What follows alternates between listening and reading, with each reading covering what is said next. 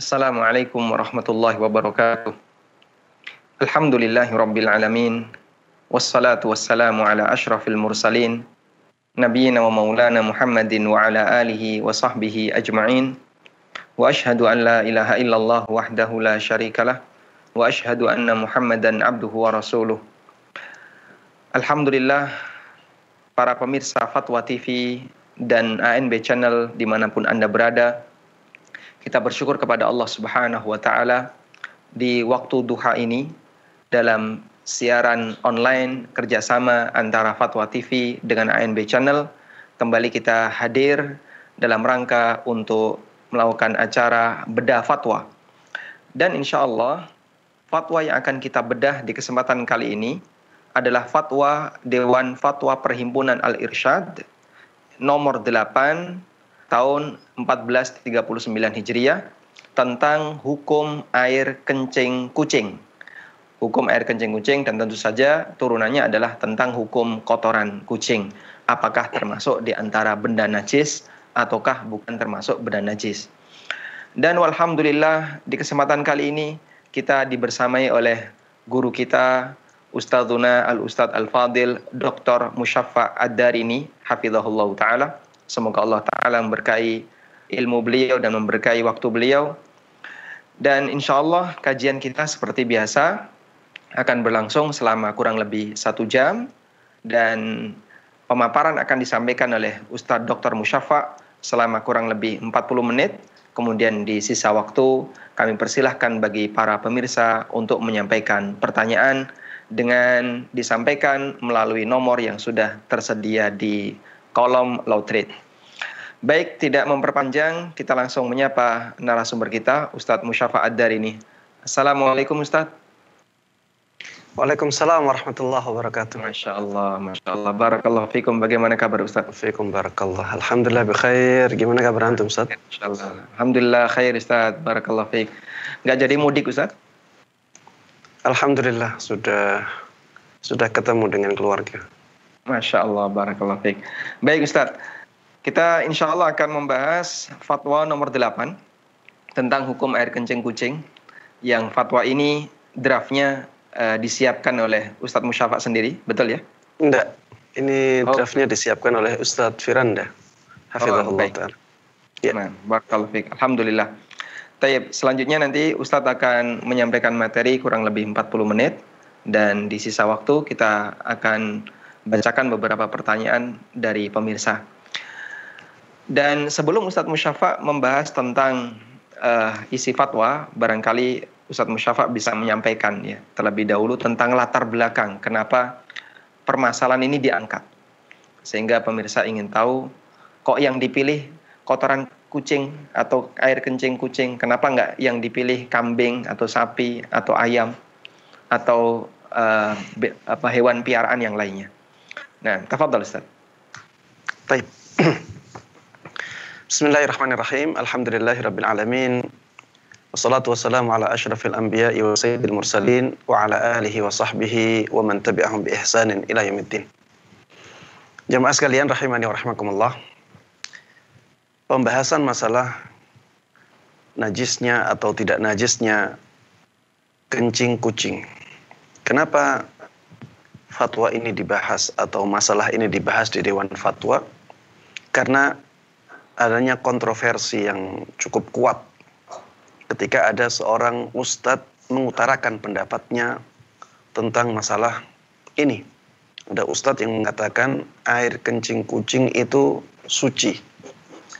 Akhirnya masyarakat ramai. Dan sebagian dari mereka akhirnya merendahkan ustadz tersebut, menyerang pribadinya, kemudian melecehkan pendapat itu, sehingga Dewan Fatwa merasa perlu untuk membahas masalah ini. Maka dibahaslah masalah air kencing kucing ini. Di sisi lain, ya, kucing memang termasuk di antara hewan yang banyak dipiara oleh masyarakat Indonesia. Di banyak tempat ya rumah-rumah tidak sepi dari kucing. Kemudian seringkali kucing kencing di tempat-tempat yang tidak kita inginkan, tidak diinginkan oleh yang punya kucing tersebut ya. Sering kencing di sofa, sering kencing di tempat tidur atau di tembok, di lantai, dan di tempat-tempat yang lainnya. Sehingga ini membutuhkan pembahasan yang mendalam tentang hukumnya. Bagaimana kita menyikapi kenyataan yang demikian. Di samping adanya masyarakat yang mempermasalahkan pendapat yang mengatakan bahwa air kencing kucing itu suci. Ya, itulah yang menjadi latar belakang masalah air kencing kucing dibahas di Dewan Fatwa. Masya Allah. Tayyib, jazakumullah khairan. Kita bisa membuat kesimpulan dari apa yang beliau sampaikan bahwa pembahasan Dewan Fatwa mengangkat air kencing kucing ada dua latar belakang. Pertama, karena kucing termasuk di antara binatang yang banyak dimiliki oleh kaum muslimin, sehingga mereka perlu tahu seperti apa hukum air kencingnya, kotorannya, dan seterusnya. Yang kedua, salah satunya adalah dalam rangka untuk memberikan pengaruh dalam dunia dakwah terkait menumbuhkan kedewasaan kaum muslimin ketika ada khilaf antara sesama tokoh agama, antara yang satu mengatakan itu najis dan yang satu mengatakan tidak najis. Baik Ustadz, selanjutnya Ustadz bisa menyampaikan pemaparan tentang hukum air kencing kucing dan khilaf para ulama yang terjadi di sana. Tafadhal. Baik. Para jemaah sekalian rahimani wa rahmakumullah. Dalam masalah air kencing kucing ini, para ulama berbeda pendapat menjadi dua pendapat yang terkenal ya. Yang pertama adalah pendapat yang mengatakan bahwa air kencing kucing itu najis. Dan ini pendapat mayoritas ulama. Pendapat yang kedua adalah pendapat yang mengatakan bahwa air kencing kucing itu tidak najis. Dan ini pendapat sebagian ulama, bahkan di antara mereka ulama-ulama yang sangat kita kenal ya. Di antaranya Imam Al-Bukhari. Imam Al-Bukhari rahimahullahu taala berpendapat demikian. Yang mengarang kitab Sahih Bukhari itu pendapatnya demikian. Begitu pula dengan Imam Asy-Syaukani yang punya kitab Nailul Autar. Dan di antara ulama-ulama sebelum mereka ada Asy-Sya'bi, ada Ibn Ulayyah, ada Dawud Al-Zahiri, dan ulama-ulama yang lainnya. Sebagian ulama mengatakan bahwa air kencing kucing itu suci. Sehingga masalah ini para jamaah sekalian adalah masalah ijtihadiyah, masalah khilafiyah. Masalah-masalah yang seperti ini ya, kalau kita tahu sudah banyak ulama di zaman dulu mengatakan bahwa ini suci, maka jangan sampai kita mencela pendapat itu. Jangan sampai kita merendahkan pendapat itu. Yang harus kita lakukan adalah kita harus ada sikap toleran terhadap mereka, tapi kita menentukan dalam keseharian kita mana pendapat yang dalilnya lebih kuat. Jemaah sekalian rahimani wa rahimakumullah, kalau kita melihat al-madzhabul arba'ah atau 4 mazhab, bagaimana mereka membahas masalah ini, kita juga akan dapati mereka berbeda pendapat. Tapi mayoritas mereka mengatakan bahwa air kencing kucing itu najis.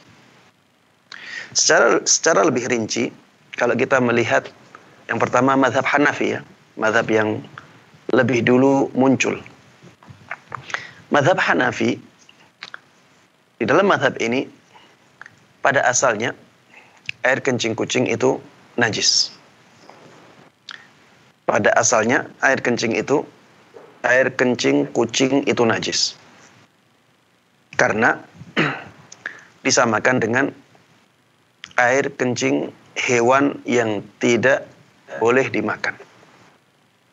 Namun jemaah sekalian rahimani wa rahimakumullah, mereka masih berbeda pendapat tentang kencing kucing yang sedikit. Mereka juga berbeda pendapat tentang kencing kucing yang menempel di baju misalnya, yang mengenai baju atau mengenai ranjang atau tempat tidur. Ada yang mengatakan bahwa secara mutlak bahwa kencing kucing itu najis. Dia harus dibasuh, harus dibersihkan. Dan ini pendapat sebagian ulama Hanafi. Ada yang mengatakan meskipun air kencing kucing itu pada asalnya najis, tapi kalau mengenai baju, mengenai tempat tidur, itu dimakfu atau dimaafkan. Kenapa demikian? Karena sulit untuk dihindari. Ya, karena sulit untuk dihindari. Taib. Di antara perkataan yang mereka sampaikan di sini adalah perkataannya Ibnu Abidin. Beliau mengatakan wal hasilu anna zahirar riwayah najasatul kull lakin ad-darurah mutahaqqaqah fi baulil hirrah fi ghairil ma'iati kathiyab. Intinya bahwa zahir dari riwayat bahwa semuanya maksudnya adalah kotoran dan kencing kucing dan tikus adalah najis. Akan tetapi kondisi darurat benar-benar terdapat pada kencing kucing jika kencingnya mengenai pada selain cairan. Jika kencingnya mengenai pada selain cairan. Seperti ketika kencing mengenai baju. Ya, ini perkataan yang disampaikan oleh Ibnu Abidin rahimahullahu ta'ala, ulama besar dalam mazhab Hanafi. Dari perkataan tersebut kita memahami bahwa pada asalnya air kencing kucing itu najis. Tapi karena keadaan darurat, ya beliau mengatakan lakin ad-darurah mutahaqqaqah. Keadaan darurat benar-benar terjadi pada kencing kucing yang mengenai sesuatu yang padat. Ya, selain cair berarti benda padat. Sehingga akhirnya ya boleh dibiarkan. Tidak dianggap sebagai sesuatu yang najis. Ini dalam mazhab Hanafi. Ya. Dan betapa banyak sesuatu yang selain benda cair, ya. Misalnya mengenai kursi, mengenai sofa kita, mengenai ranjang. Ini sesuatu yang padat. Berbeda kalau misalnya kencing kucing tersebut mengenai air. Ada air di ember dikencingi kucing, ya. Maka airnya najis. Kenapa mereka membedakan? Karena adanya sisi darurat tadi. Sangat sulit menghindari kencing kucing di dalam rumah. Karena memang biasanya kucing itu berseliweran di dalam rumah. Kalau setiap ada kencing kucing harus dibasuh, maka ini akan sangat memberatkan. Ini pandangan dari ulama-ulama dalam mazhab Hanafi. Mereka berbeda pendapat, ya, sudah saya jelaskan tadi. Kemudian dari mazhab Maliki. Mazhab Maliki ini mereka mengatakan bahwa air kencing kucing itu najis. Namun di dalam mazhab Maliki juga ada pendapat yang mengatakan bahwa air kencing kucing itu tidak najis. Jadi ada khilaf juga di dalam mazhab Maliki. Tapi mayoritas mereka mengatakan bahwa air kencing kucing itu najis. Mereka berbeda pendapat karena kucing itu dalam mazhab Maliki itu makruh untuk dimakan. Ya. Kucing itu dalam mazhab Maliki makruh untuk dimakan. Sedangkan di dalam mazhab mereka hewan yang makruh dimakan, apakah air kencingnya suci atau najis, itu mereka perselisihkan. Ya. Mereka berselisih dalam masalah kotoran hewan yang makruh dimakan. Apakah kotorannya najis ataukah kotorannya makruh? Kalau dikatakan makruh berarti tidak najis. Dari sisi ini mereka berbeda pendapat. Taib, namun ya pendapat yang mu'tamad dalam mazhab Maliki bahwa kotoran hewan yang makruh itu najis. Mereka samakan dengan kotoran hewan yang haram dimakan. Taib. Kemudian mazhab Syafi'i. Kita beralih ke mazhab Syafi'i. Di dalam mazhab Syafi'i kita dapati para ulama dari mazhab Syafi'i ini mereka mengatakan bahwa air kencing kucing itu najis. Dalil mereka diantaranya adalah dikiaskan kepada air kencing manusia. Ada dalil yang menunjukkan bahwa air kencing manusia itu najis, sehingga semua air kencing itu dianggap najis, baik dari hewan yang boleh dimakan ataupun hewan yang tidak boleh dimakan. Semuanya dianggap najis, ya. Dan ini pendapat yang paling keras dalam masalah ini, dalam masalah kotoran hewan. Ya, dalam mazhab Syafi'i semua kotoran hewan itu najis. Dan termasuk di antara kotorannya adalah kencing. Dan masuk di dalamnya hewan kucing.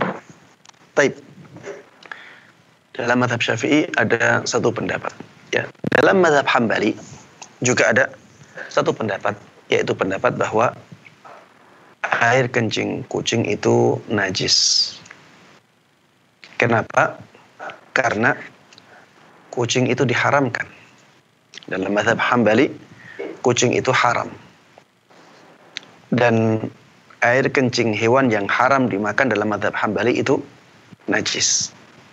Berbeda kotoran hewan yang boleh dimakan.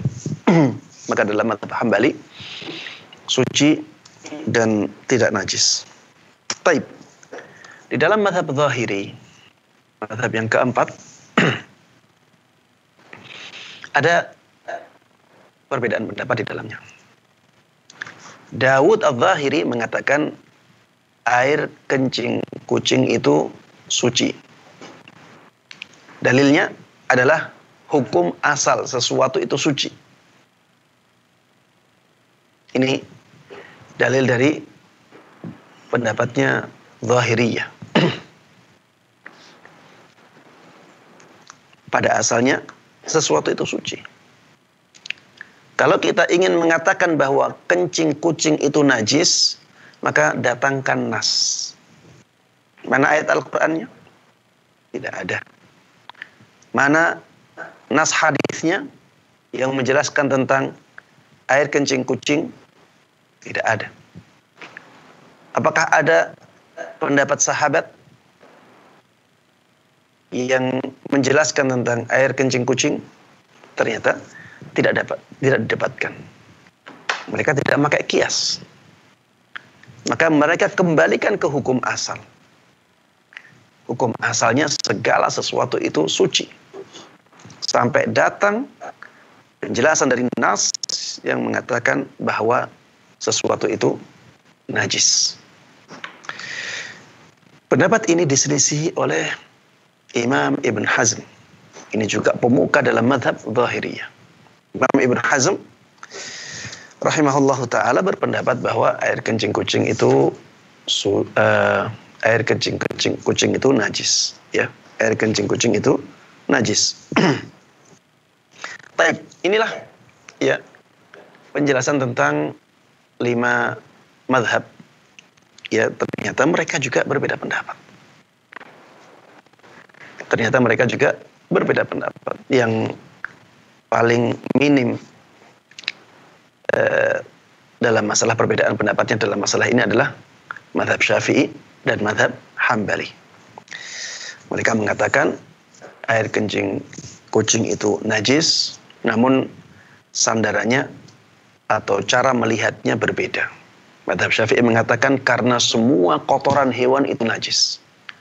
Madhab Hambali cara pandangnya karena kucing itu diharamkan dan semua kotoran hewan yang diharamkan itu najis.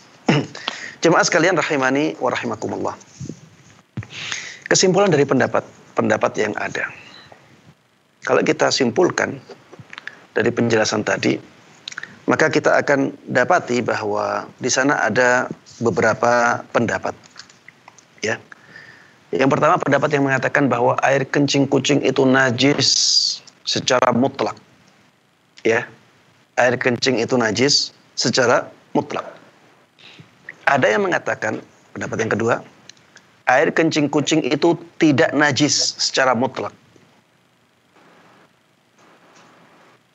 Pendapat yang ketiga, air kencing itu bisa dimaafkan dalam sebagian keadaan. Pada asalnya najis, tapi bisa dimaafkan pada sebagian keadaan. Misalnya apabila mengenai benda-benda yang padat, tidak mengenai benda-benda yang cair. Ini sebagian pendapat dalam madhab Hambali. Kemudian ada yang mengatakan bahwa air kencing kucing itu tidak najis karena dia hewan yang makruh. Ya, ini sebenarnya bukan pendapat yang keempat ya, tapi dia mengatakan tidak najis, tapi alasannya berbeda. Karena itu adalah hewan yang makruh untuk dimakan. Dan hewan yang makruh untuk dimakan, kotorannya suci. Ini pendapat dalam madhab Maliki. Namun bukan pendapat yang mu'tamad. Jemaah sekalian rahimani wa rahimakumullah. Ketika keadaannya demikian, para ulama berbeda pendapat. Apa yang harus kita lakukan? Maka lihatlah diri kita, para jemaah sekalian. Kalau kita orang awam, kewajiban kita adalah bertanya kepada ulama. Fas'alu ahla dzikri in kuntum la ta'lamun. Bertanyalah kepada ulama apabila kalian tidak tahu.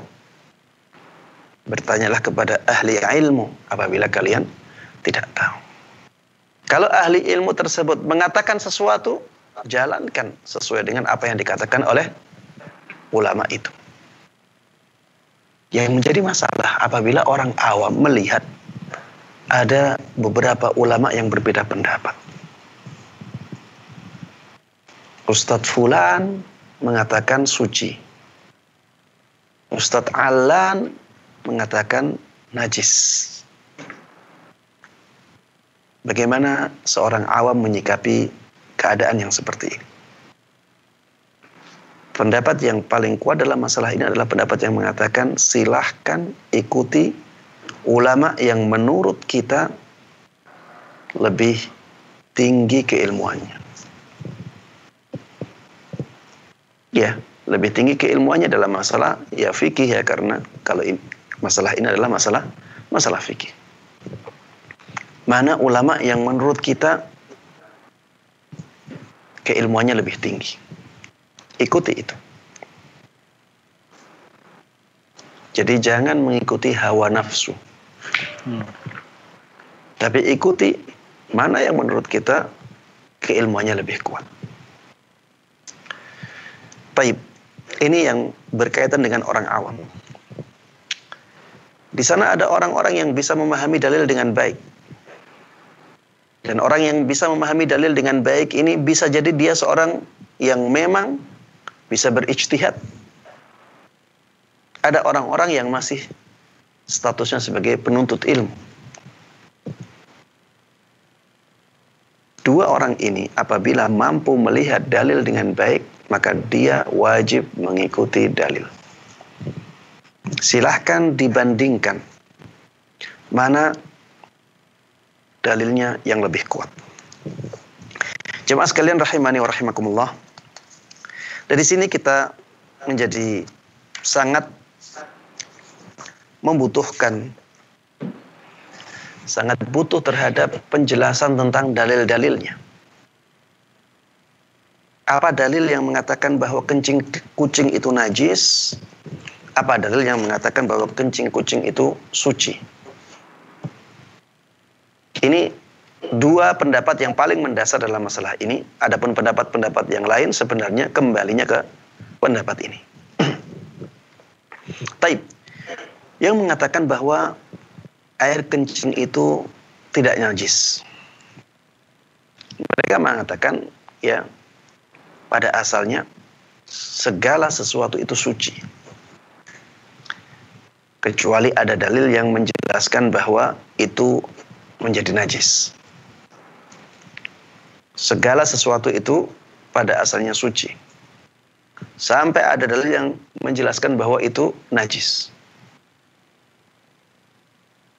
Ini dasar yang paling masyhur ya dari pendapat yang mengatakan bahwa air kencing kucing itu suci.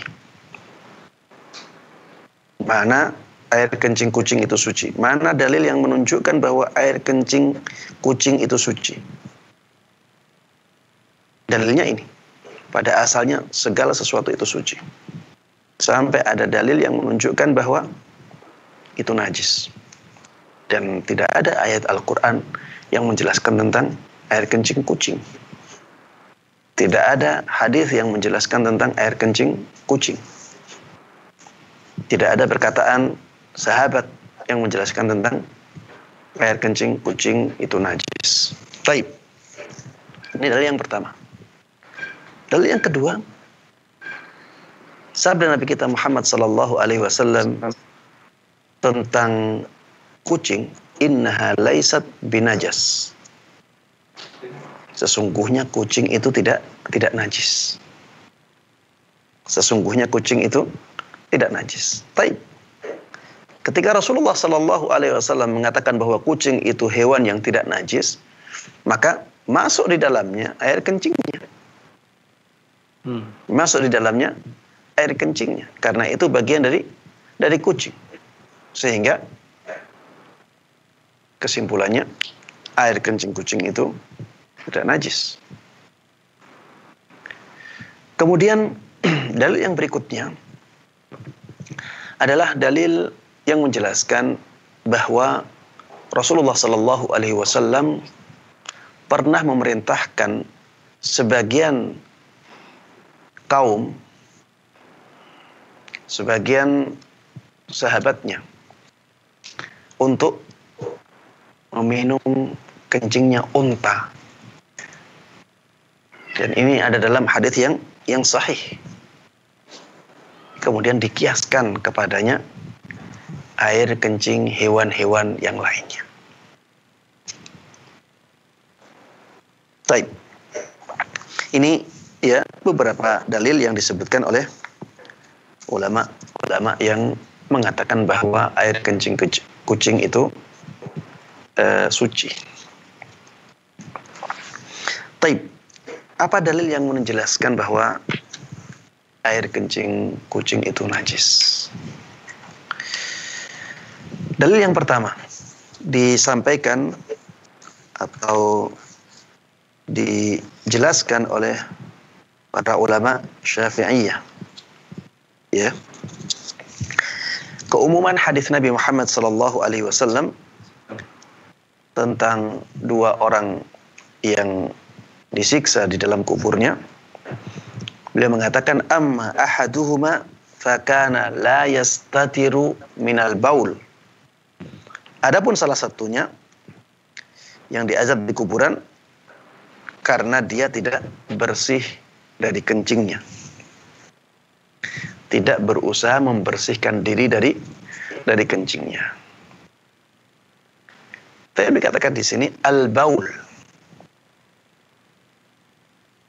Kata-katanya al-baul, kencing. Dan ini bisa diumumkan untuk semua kencing. Baik itu kencing manusia ataupun kencing hewan. Dan kencing kucing bisa dimasukkan di dalam hadis ini kalau kita memahami hadisnya demikian.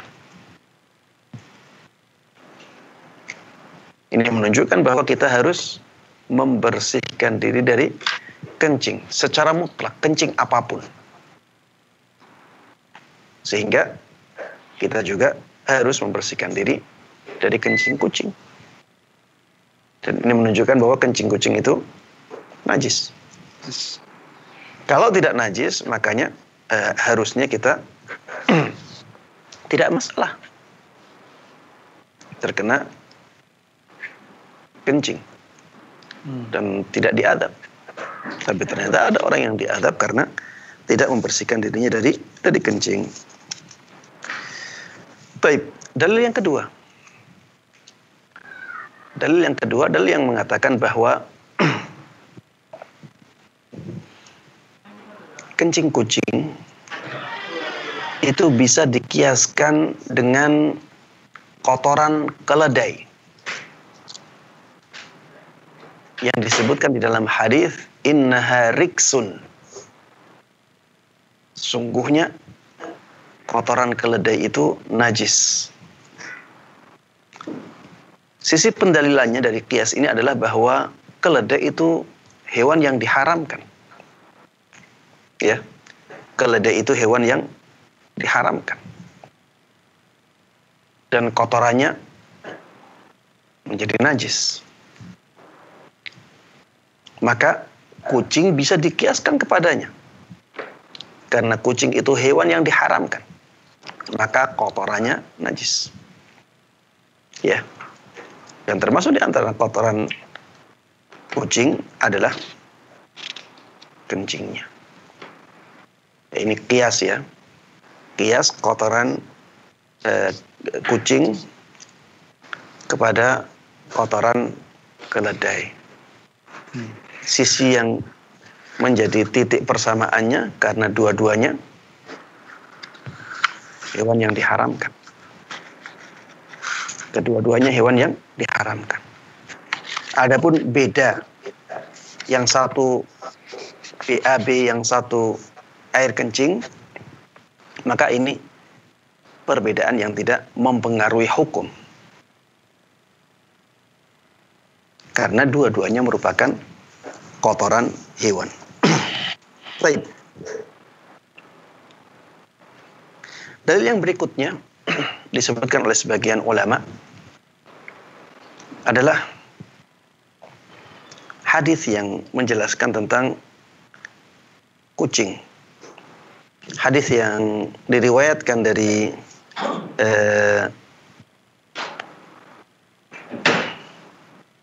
Abu Qatadah.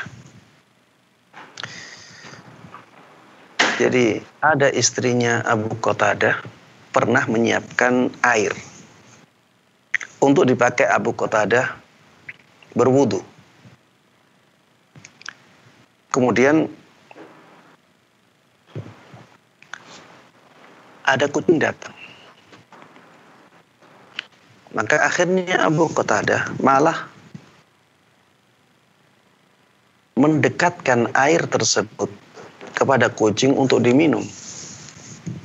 Karena mungkin Abu Qatadah faham kucingnya memang lagi membutuhkan minum. ketika Abu Qatadah memberikan minum kepada kucing ini, istrinya melihatnya. Dan Abu Qatadah melihat istrinya merasa heran dengan apa yang dilakukan oleh Abu Qatadah. Karena setelah itu Abu Qatadah berwudu dengan air itu. Maka akhirnya Abu Qatadah mengatakan kepada istrinya, "Ata'jabina ya ibnata akhi?" Apakah engkau heran?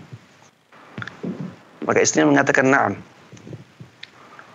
Kemudian beliau mengatakan, "Inna Rasulullah sallallahu alaihi wasallam qala innaha laysat binajas." Sesungguhnya Rasulullah sallallahu alaihi wasallam pernah mengatakan bahwa kucing itu tidak najis. Innaha minat tawafin alaikum wat tawafat. Sesungguhnya kucing itu termasuk di antara hewan yang selalu mengitari manusia. Selalu mengitari manusia. Baik. Jemaah sekalian rahimani wa rahimakumullah. Dari kisah ini kita bisa memahami bahwa sebagian dari mereka, ya, dari sahabat Nabi Muhammad sallallahu alaihi wasallam itu mengira bahwa bekas minuman kucing itu najis. Bekas minuman kucing itu najis. Kalau bekas air yang diminum oleh kucing saja najis, bagaimana dengan kencingnya? Bagaimana dengan kencingnya? Tapi kemudian dijelaskan ya oleh Abu Qatadah bahwa Rasulullah Sallallahu Alaihi Wasallam membantah pemahaman itu. Pemahaman bahwa bekas air minumnya kucing itu najis. Dibantah. Yang artinya itu menunjukkan bahwa bekas air minumnya kucing itu suci. Dan adapun masalah air kencingnya, maka masih sesuai dengan pemahaman mereka bahwa air kencing kucing itu najis. Taib jamaah sekalian rahimani wa rahimakumullah. Mereka juga, jumhur ulama juga menyebutkan sebuah kaidah yang dengan kaidah ini mereka berkesimpulan bahwa air kencing kucing itu najis. Kaidahnya bahwa segala sesuatu yang keluar dari dalam tubuh hewan yang haram dimakan, maka hukumnya najis. Segala sesuatu yang keluar dari dalam tubuh hewan yang haram dimakan, maka hukumnya najis. Makanya air kencing kucing jadi najis. Darah kucing jadi najis. Kotoran kucing jadi najis. Ya, ini kaidah yang dipakai oleh para ulama untuk menjelaskan bahwa air kencing kucing itu najis. Taib jamaah sekalian rahimani wa rahimakumullah. Mana pendapat yang kuat dari dua pendapat ini? Allah Ta'ala alam, ya, sebagaimana pernah musyawarahkan, pernah dibahas di Dewan Fatwa, kita berkesimpulan bahwa pendapat yang dipilih oleh jumhur ulama itu lebih kuat. Pendapat yang dipilih oleh jumhur ulama itu lebih kuat. Kalau kita mengatakan ini lebih kuat, maka harusnya kita bisa menjawab dalil-dalil yang dikemukakan oleh ulama-ulama yang mengatakan bahwa itu suci. Bagaimana kita menjawab dalil-dalil mereka? Taib. Dalil yang pertama, yang mereka katakan bahwa pada asalnya segala sesuatu itu suci. Bagaimana kita menjawabnya?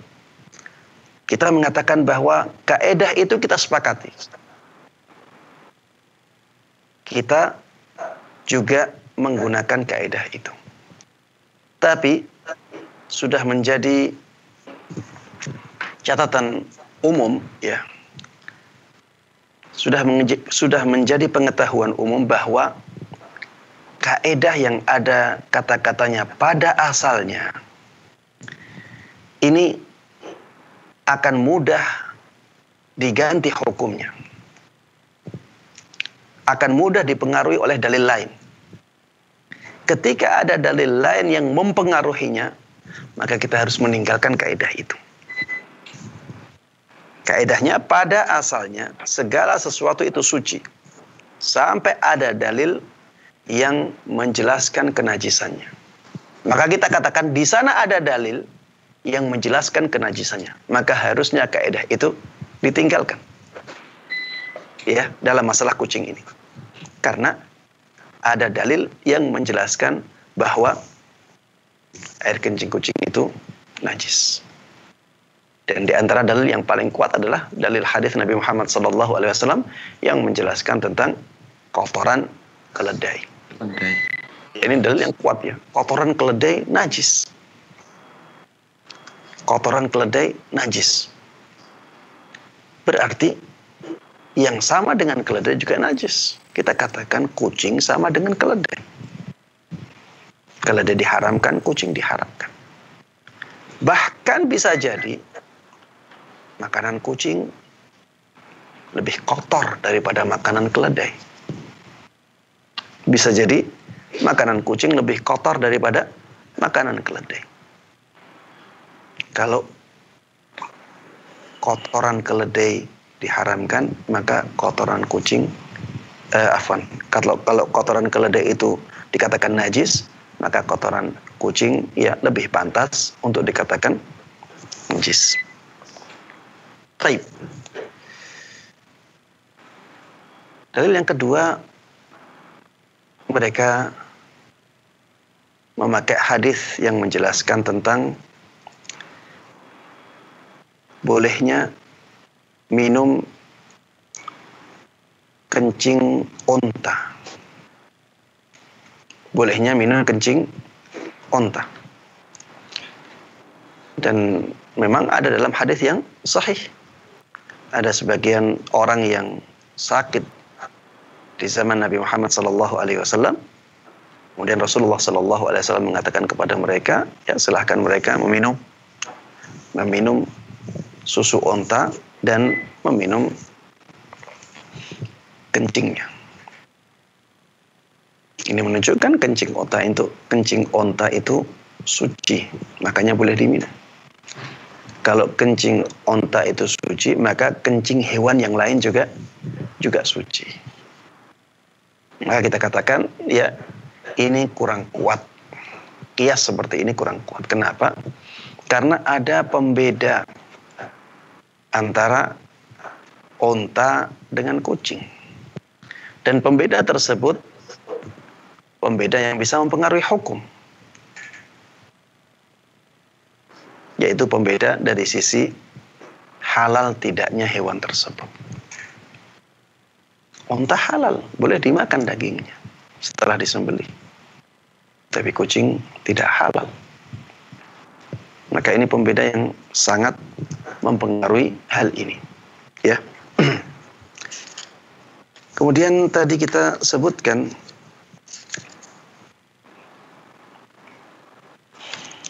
dalil mereka yang lain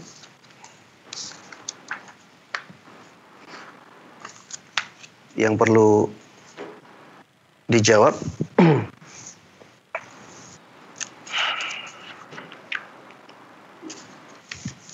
Mungkin tentang salat di Marabidul Ghanam, Ustaz. Kenapa? Salat di kandang kambing. Iya, salat di kandang kambing tadi belum saya sebutkan. Tapi kalau misalnya itu dipakai dalil oleh mereka, kemudian yang hewan-hewan yang lain juga dikiaskan kepadanya, maka kita katakan ya sama dengan yang tadi, kencingnya onta. Kencingnya onta halal bukan berarti kencingnya kucing halal. karena ada perbedaan yang cukup mencolok, yang satu dihalalkan dan yang satunya lagi diharamkan. Taib. Dengan demikian ya kita bisa memahami ya bahwa pendapat jumhur ulama dalam masalah ini jauh lebih kuat daripada pendapat mereka yang mengatakan bahwa air kencing kucing itu suci. Oh iya, saya baru ingat sekarang. Mereka berdalil dengan innaha laisat binajas. Dengan hadis itu mereka berdalil bahwa sesungguhnya kucing itu tidak najis. Bagaimana kita menjawab dalil ini? Kita katakan bahwa hadis tersebut tidak sedang menjelaskan semua anggota atau semua organ kucing atau semua yang ada di kucing dari luar dan dalamnya, tidak. Hadis itu sedang menjelaskan tentang bekas minumnya kucing dan badan zahirnya, badan yang ada di luar dan bekas minumnya. Itu yang dijelaskan oleh hadis tersebut. Sehingga hadis ini tidak bisa digunakan untuk berdalil tentang sucinya air kencing. Kalau hadis ini bisa digunakan untuk berdalil tentang sucinya air kencing, harusnya kita memakai dalil ini untuk menjelaskan bahwa darah kucing juga suci. Suci. Ya, karena kenyataannya sama. Padahal darah kucing jelas najisnya. Darah kucing jelas najisnya. Kalau kita gunakan hadis tersebut untuk menunjukkan bahwa air kencing kucing itu suci, maka kita juga harusnya menggunakan dalil tersebut untuk mengatakan bahwa darahnya kucing itu suci. Padahal tidak demikian. Makanya kita harus bawa hadis itu kepada pemahaman bahwa itu tidak menunjukkan semua anggota kucing baik yang di luar maupun di dalam itu suci. Tapi untuk menunjukkan bahwa bagian luarnya kucing itu suci, begitu pula dengan bekas air minumnya kucing itu suci. Dan yang menunjukkan hal ini atau yang menguatkan pemahaman ini adalah sabab wurud hadis ini, ya. Sabab wurud hadis ini sebagaimana saya sebutkan tadi. Ada istri Abu Qatadah radhiyallahu taala anhu menyiapkan air untuk wudunya Abu Qatadah. Kemudian setelah itu ada datang kucing, kemudian Abu Qatadah malah memberikan air tersebut agar diminum oleh kucing, kemudian menggunakannya untuk wudhu. Kemudian ketika Abu Qatadah melihat istrinya heran, Abu Qatadah menyampaikan hadis Nabi Muhammad sallallahu alaihi wasallam, "Innaha laysat binajas, innaha minat tawafin 'alaikum wat-tawaf." Di antara yang menguatkan juga pemahaman ini adalah hadis Aisyah, ibunda kita radhiyallahu taala anha. Ada seorang wanita mengirimkan makanan yang disebut harisah. Makanan tersebut namanya harisah. Mengirimkan makanan kepada ibunda kita Aisyah radhiyallahu taala anha. Ketika perempuan ini datang dengan makanan tersebut, ibunda kita Aisyah radhiyallahu taala anha sedang sholat. Ketika mengetahui ada orang datang membawa makanan, ibunda kita di dalam sholatnya memberikan isyarat agar makanan diletakkan saja. Maka akhirnya datanglah kucing. Dan kucing tersebut makan dari makanan yang dibawa oleh perempuan tersebut. Ya, harisahnya dimakan oleh kucing. Ketika kucingnya pergi dan ibunda kita Aisyah radhiyallahu taala anha selesai sholat, Maka makanan itu dimakan oleh ibunda kita Aisyah radhiyallahu taala anha. Kemudian beliau mengatakan, inna Rasulullah sallallahu alaihi wasallam qala innaha laysat binajas, innaha minat tawafina alaikum wat tawafat. Sesungguhnya kucing itu tidak najis, karena dia termasuk hewan yang selalu berada di sekitar kita, selalu berputar-putar di sekitar kita. Dan beliau mengatakan lagi, wa qad ra'aitu Rasulullah sallallahu alaihi wasallam yatawadda bi fadliha. Dan aku benar-benar telah melihat Rasulullah sallallahu alaihi wasallam berwudu dengan air yang menjadi sisa minumnya kucing. Ya. Dari sababul wurud hadis ini, ya kita bisa memahami bahwa hadis tersebut bukan untuk menjelaskan bahwa semua bagian kucing baik dalam maupun luarnya itu suci. Tidak, ya. Tapi hadis tersebut hanya menjelaskan tentang bagian luarnya kucing, misalnya bulunya suci, ya, kakinya suci, ya, begitu pula dengan mulutnya dianggap suci. Ya, inilah jawaban-jawabannya. Allah Ta'ala alam. Ketika kita bisa menjawab dalil-dalil mereka, itu menunjukkan bahwa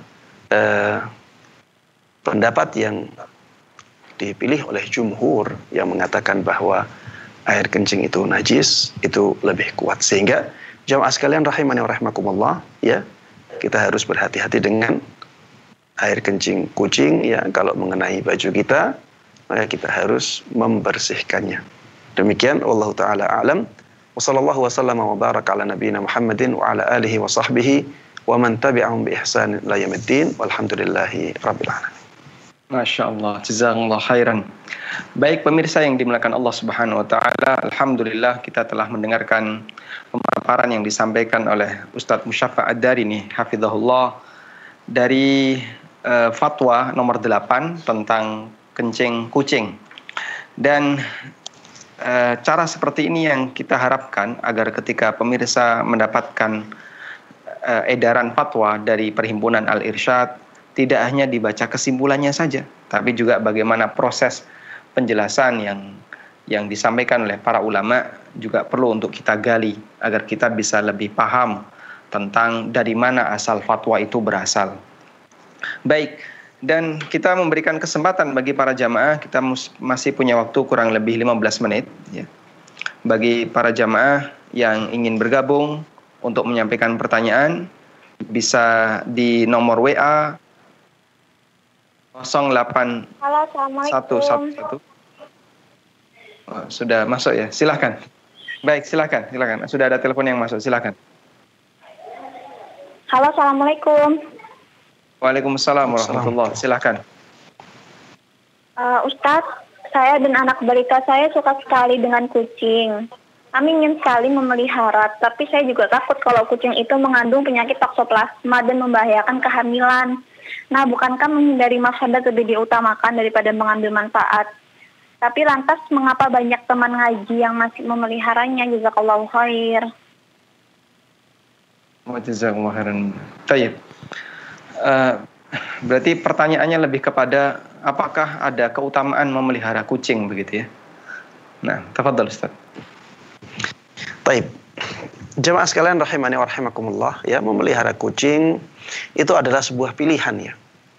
Kita kalau ingin memelihara kucing silahkan, ya, sudah ada contohnya, ya. Ada sebagian sahabat Nabi Muhammad sallallahu alaihi wasallam, ya, yang memelihara kucing dan tidak diingkari oleh Rasulullah sallallahu alaihi wasallam. Sehingga memelihara kucing itu tidak ada masalah, ya. Kalau misalnya kita khawatir dengan adanya penyakit-penyakit tertentu yang datang dari kucing dan kita tidak punya solusi, ya, maka sebaiknya dihindari. Ya, sebaiknya dihindari. Karena kita khawatir terkena penyakit itu. Sebagaimana disebutkan oleh penanya tadi, darul mafasid muqaddamun ala jalbil masalih. Menghindari mafsadah-mafsadah itu lebih didahulukan daripada mendapatkan maslahat-maslahat. dan menghindari bahaya dari kucing harusnya lebih didahulukan daripada mengambil maslahat dari kucing. Tapi bukan berarti orang yang memelihara kucing menjadi tercela. Karena bisa jadi ya dia tidak takut dengan mafsadah yang mungkin bisa mengenai dia. Dan bisa jadi dia punya solusi. Dia punya solusi dalam masalah yang kita khawatirkan itu. Bisa jadi dia kebal, ya. Bisa jadi dia punya obat, ya. Kucingnya diobati sehingga tidak mendatangkan penyakit itu. Bisa jadi dia membersihkan kucingnya dengan sebaik-baiknya, ya. Jadi sebenarnya memelihara kucing tidak ada masalah sama sekali. Bahkan ya bisa jadi itu termasuk di antara perbuatan berbuat baik kepada makhluk hidup. Wa fi kulli kabidin rabbatin ajr. Dikatakan oleh Rasulullah sallallahu alaihi wasallam bahwa pada setiap liver yang basah itu ada pahala. Ini masuk dalam masalah itu. Namun jamaah sekalian rahimani wa rahimakumullah, ada yang berlebih-lebihan dalam memelihara kucing. Ini yang perlu kita kasih peringatan ya. Jangan sampai kita berlebih-lebihan ketika memelihara kucing. Sampai menghabiskan uang yang sangat banyak dalam memelihara kucing ya. Sampai perhatiannya kepada anaknya kadang-kadang kalah karena dia memelihara kucing. Kucingnya lebih banyak diperhatikan daripada anaknya. Atau perhatiannya kepada tetangganya itu kalah dengan kucingnya.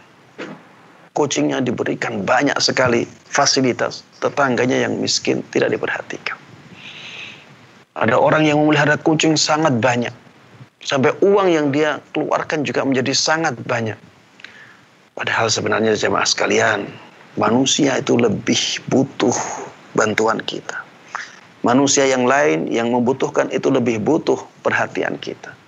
Dan pahalanya lebih besar daripada memperhatikan hewan. Memelihara atau memperhatikan manusia itu lebih besar pahalanya daripada memperhatikan kucing dengan pernak-perniknya. Maka jemaah sekalian, memelihara kucing tidak ada masalah, tapi jangan sampai berlebihan. Ya, wallahu taala a'lam. Masya Allah, jazakumullah khairan Ustaz.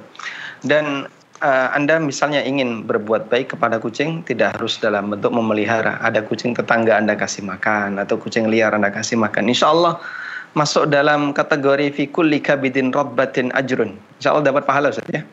Iya. Alhamdulillah. Baik. Dan ini ada satu pertanyaan dari salah satu penanya melalui WA. Bila kucing suka melintas di tempat untuk sholat atau juga sajadah, kadang dibuat tempat tidur kucing, bagaimana dengan kesucian tempat itu? Dan jika kita sedang sholat lalu ada kucing yang lewat di depan kita, apa yang harus kita lakukan? Nah. Iya.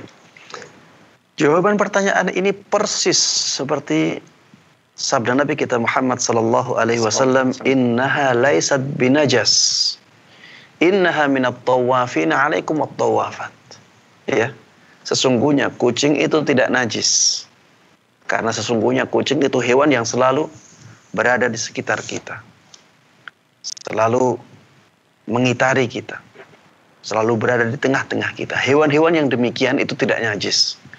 Tikus selalu ada di tengah-tengah manusia, hidup bersama mereka. Tikus tidak najis. Ada lalat, ya. Lalat itu selalu ada di tengah manusia, ada bersama manusia. Lalat tidak najis. Kecoa, ya, selalu ada di tengah-tengah manusia. Banyak sekali, ya, orang yang hidup dengan kecoa, ya. Kecoa tidak najis.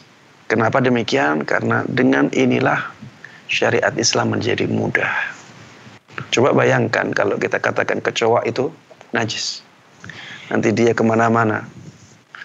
Dia asalnya dari selokan, dari bekas kencing manusia, setelah itu dia pergi ke tempat yang masuk ke dalam rumah, kalau kita katakan itu najis, maka akan sangat memberatkan sekali.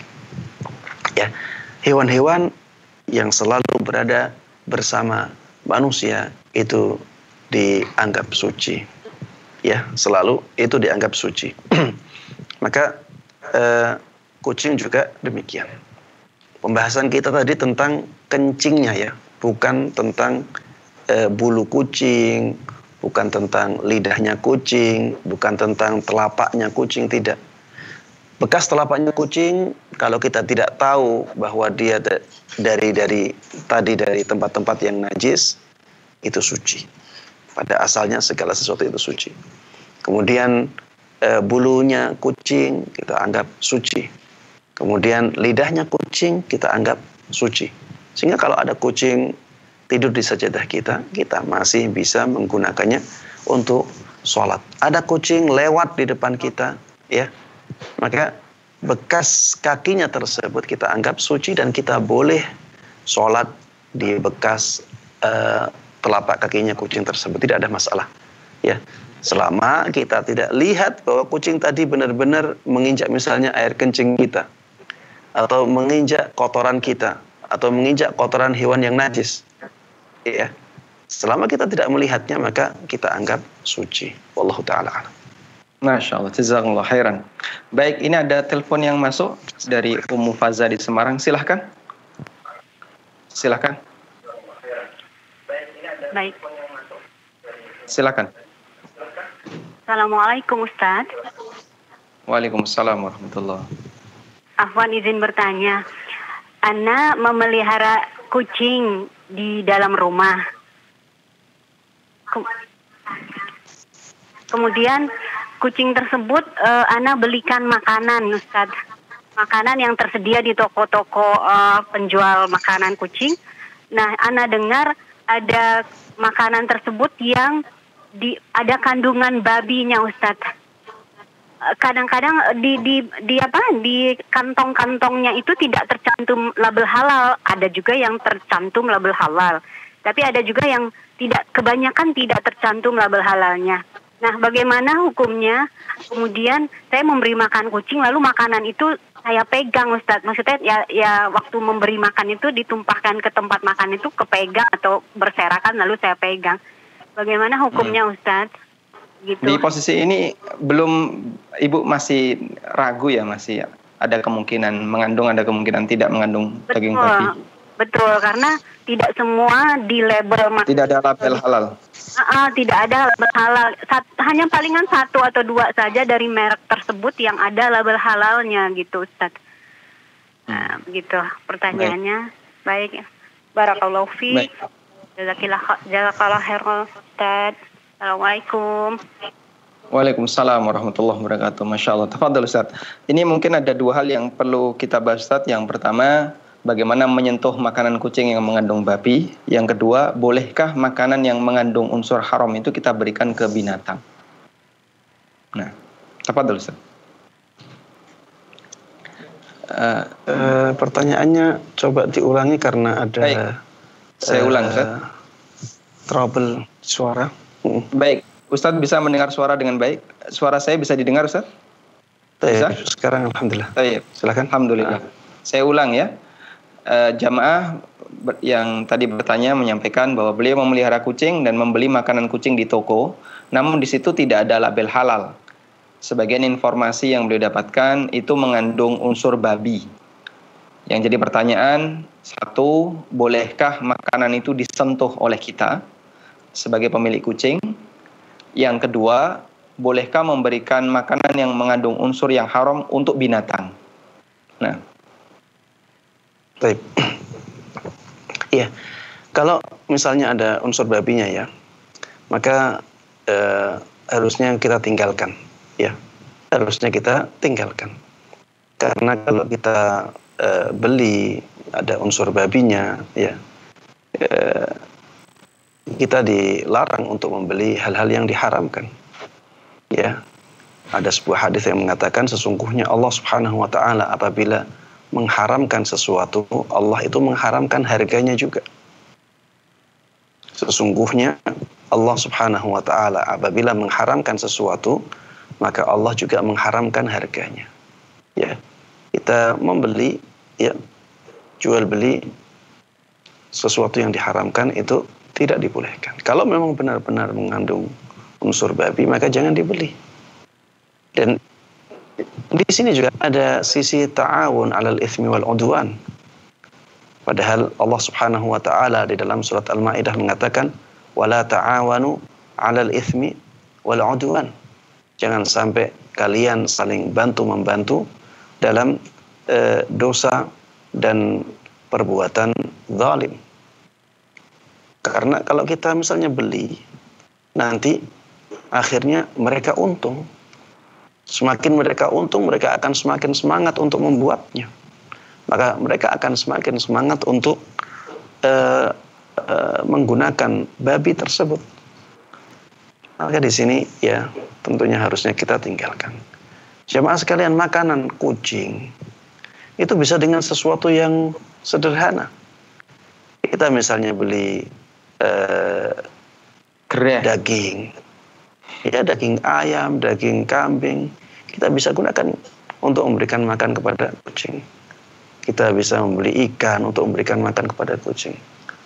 Jangan sampai kita berlebihan. Saya ulang-ulang ya, jangan sampai kita berlebihan dalam memelihara kucing. Ya, kita bisa gunakan uang yang kita berikan dalam pemeliharaan kucing tersebut, kita bisa gunakan untuk menyantuni fakir miskin, ya, menyantuni anak yatim, menyantuni para janda yang mereka sangat kekurangan, yang mereka lebih berhak, ya. Allah Ta'ala alam. Masya Allah. Jika sudah terlanjur dibeli, Ustadz, apakah boleh dimanfaatkan? Taib. Jika sudah terlanjur dibeli, silahkan dimanfaatkan. Silahkan dimanfaatkan. Tidak ada masalah dan jangan dibeli lagi. Wallahu a'lam. Baik, alhamdulillah. Sehingga dari jamaah yang tadi menyampaikan pertanyaan, ada 3 pertimbangan yang disampaikan oleh Ustadz. Yang pertama adalah pertimbangan dari sisi transaksinya. Karena ketika Allah mengharamkan sesuatu, Allah haramkan transaksinya.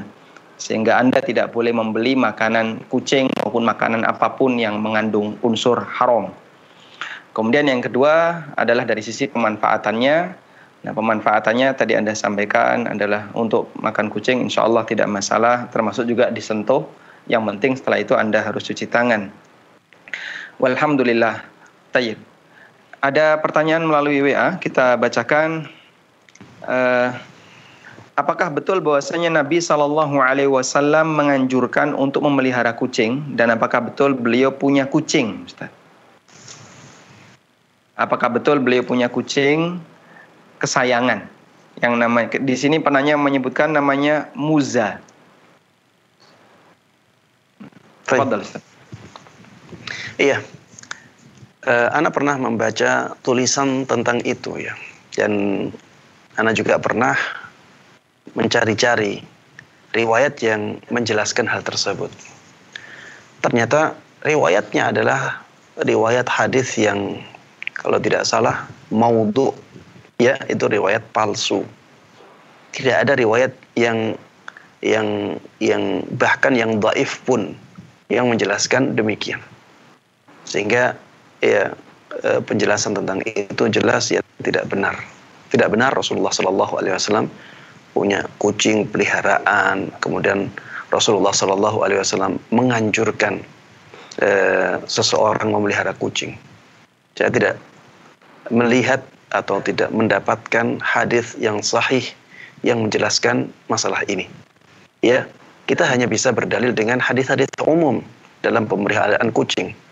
Dan ketika hadisnya umum, maka tidak ada bedanya antara kucing dengan hewan-hewan yang lainnya, ya. Dari sisi tadi, ya, seperti misalnya berbuat baik kepada hewan, ya, fi kulli kabitin ratbatin ajr. Kita bisa gunakan dalil ini untuk, ya, perbuatan memelihara kucing, perbuatan memelihara ikan, perbuatan memelihara hewan-hewan yang lainnya. Tapi tidak ada kekhususan kucing dengan hewan-hewan yang lain. Wallahu ta'ala. Masya Allah, jazakallah khairan. Baik, kita coba bacakan pertanyaan yang terakhir, Ustaz. dari pemirsa. Mohon maaf ini ya di Jember sudah azan. Sudah azan. Baik. Iya. Silakan, tidak apa-apa. Satu pertanyaan terakhir. Baik, satu pertanyaan yang terakhir ya. Terkait orang yang memelihara anjing, Ustaz. Orang yang memelihara anjing, kemudian kita bertamu ke orang ini. Apakah kita perlu untuk cari-cari tahu di mana posisi anjing itu duduk, kemudian kita hindari tempat itu, ataukah kita bebas untuk duduk di ruang tamu orang tersebut? Nah, baik. Iya. Yang pertama, memelihara anjing ya. Jemaah sekalian, memelihara anjing itu diharamkan. Ya. Memelihara anjing itu diharamkan.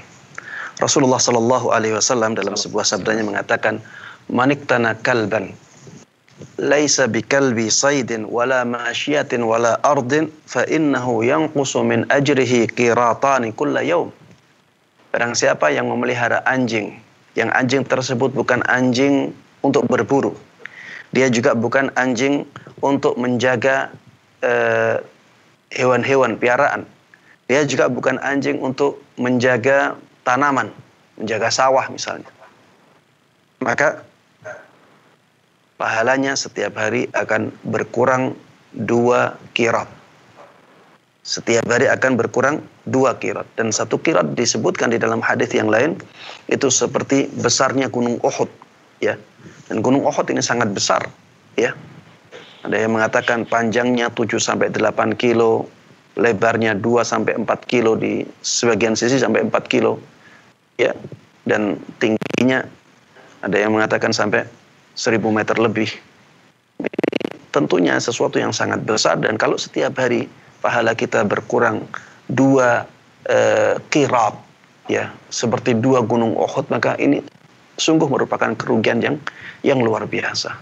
Maka kita tidak boleh, kita diharamkan untuk memelihara anjing, ya, kecuali anjing-anjing yang sangat dibutuhkan tadi. Bahkan sebagian ulama mengatakan, ya, anjing penjaga rumah pun tidak boleh. Dan itu pendapat yang paling kuat dalam masalah ini. Penjaga rumah tidak harus dengan anjing, bisa dengan yang lain. Maka ya, jangan sampai kita memelihara anjing. Adapun berbuat baik kepada anjing, maka ini ya masuk dalam keumuman hadis yang tadi. Masuk juga dalam keumuman hadis yang menjelaskan ada seorang wanita pelacur yang memberikan minum kepada anjing, akhirnya diampuni oleh Allah Subhanahu wa taala. Itu berbuat baik kepada anjing, iya, tidak ada masalah. Tapi memelihara anjing ada hadis khususnya. Dan harus dibedakan antara memelihara anjing dengan berbuat baik kepada anjing. Karena kita masih bisa berbuat baik kepada anjing tanpa memeliharanya. Ya, misalnya ketika kita melihat ada anjing kelaparan, kita kasih makan, tidak ada masalah. Tapi untuk membawanya ke rumah kita, kemudian kita pelihara, ini tidak dibolehkan di dalam Islam. Ya, baik. Apabila ada orang yang punya anjing di rumahnya, apakah ketika kita bertamu kita harus tahu ini anjingnya dari sini atau tidak, ini duduk di sini tadi atau tidak? Jawabannya tidak, ya. Kita tidak harus seperti itu. Yang penting kita tidak melihat anjingnya di situ misalnya. Kita tidak melihat anjingnya misalnya menjulurkan lidahnya ke tempat-tempat itu. Maka sudah cukup bagi kita untuk menghukumi bahwa tempat tersebut masih suci. Karena pada asalnya segala sesuatu itu suci sampai kita mendapatkan bukti yang kuat bahwa tempat itu najis, ya. Kemudian jamaah sekalian rahimani wa rahimakumullah, kita juga harus tahu bahwa tidak semua najis itu bisa berpindah secara langsung, ya. Tidak semua najis itu bisa berpindah secara langsung. Maksud saya, kalau misalnya ada anjing, ya, dia menjulurkan lidahnya ke sofa, kemudian sofa tersebut kering. Apakah kalau kita duduk di sofa tersebut otomatis najisnya ke baju kita misalnya yang menempel di sofa itu? Tidak, karena sudah kering, ya, sehingga najisnya di sofa itu. Adapun baju kita, ya, masih kita hukumi sebagai baju yang suci sampai benar-benar datang bukti yang menunjukkan bahwa ada sebagian dari zat najisnya yang berpindah ke baju kita. Kalau belum ada seperti itu, maka kita hukumi seperti hukum sebelumnya, ya pada asalnya baju kita tadi masih suci. Ya, demikian wallahu taala a'lam. Masya Allah, jazakumullah khairan untuk seluruh pemaparan yang disampaikan oleh Ustadz Musyafa Ad-Dari ini hafizahullah ta'ala. Dan pemirsa yang dimuliakan Allah ta'ala, ini merupakan jawaban yang terakhir untuk sesi kali ini dari beliau. Dan insya Allah kita akan lanjutkan pada sesi berikutnya pekan depan. Insya Allah akan dibersamai oleh Al-Ustadz Dr. Sufyan Baswedan hafizahullah ta'ala. Masih dalam acara bedah fatwa dari kumpulan fatwa Perhimpunan Al-Irsyad. Semoga Allah Subhanahu wa taala memberikan keberkahan dari setiap upaya kita dalam belajar. Wassallallahu ala nabiyyina Muhammadin wa ala alihi wa sahbihi wasallam. Wa akhiru da'wana anil hamdulillahi rabbil alamin. Subhanakallahumma wa bihamdika asyhadu an la ilaha illa anta astaghfiruka wa atubu ilaik. Wassalamualaikum warahmatullahi wabarakatuh.